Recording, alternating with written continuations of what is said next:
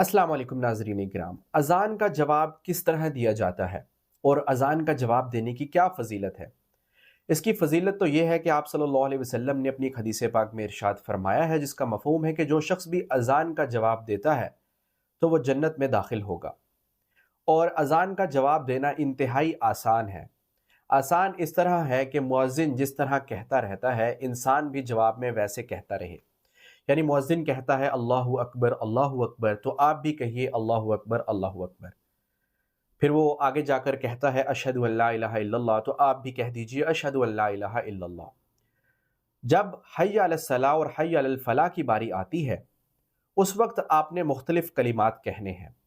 اس وقت آپ نے کہنا ہے لا حول ولا قوت الا باللہ، یعنی مؤذن جب کہے حی علی الصلاۃ تو آپ کہیں لا حول ولا قوت الا باللہ، جواب میں یہ کہنا ہے۔ اور پھر حی علی الفلاح جب وہ کہتا ہے تو تب بھی آپ نے یہی کہنا ہے لا حول ولا قوت الا باللہ۔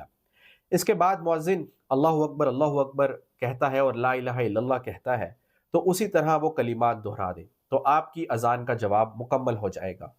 اور فجر کی اذان میں یہ کلمات زائد ہوتے ہیں الصلاۃ خیر من النوم، تو اس کے جواب میں کہا جاتا ہے صدقتا و بررتا۔ باقی ویسے ہی جواب دینا ہے جیسے آپ کو بتایا گیا ہے۔ تو آپ صلی اللہ علیہ وسلم نے مسلم شریف کی ایک حدیث پاک میں ارشاد فرمایا ہے کہ جو شخص اس طرح اذان کا جواب دیتا ہے تو وہ جنت میں جائے گا۔ اور جب اذان ختم ہو جائے تو اس کے بعد یہ دعا بھی پڑھیں، کیونکہ اس دعا کو پڑھنے سے انشاءاللہ قیامت کے دن نبی صلی اللہ علیہ وسلم کی شفاعت حاصل ہوگی۔ اذان کے بعد کی دعا یہ ہے اللہم رب هذه الدعوة التامة والصلاة القائمة آت محمدا الوسیلۃ والفضیلۃ وابعثہ مقاما محمودا الذی وعدتہ۔